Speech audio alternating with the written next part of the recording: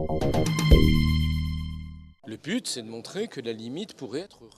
goal is to show that the limit could be pushed back, that it could be different.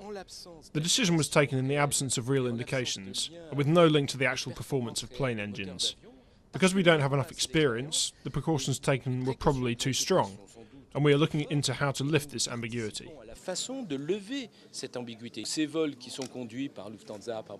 These flights are conducted by Lufthansa, British Airways, KLM, Air France, and other operators. These flights are there to allow the authorities to decide how we can restart flights on routes along which we've clearly identified that there was no trace.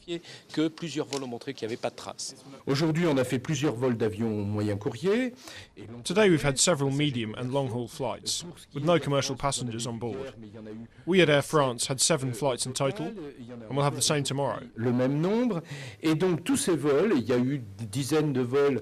There's been about 10 flights in Germany, 10 or 20 done by KLM, and on all of these flights there was nothing abnormal on arrival.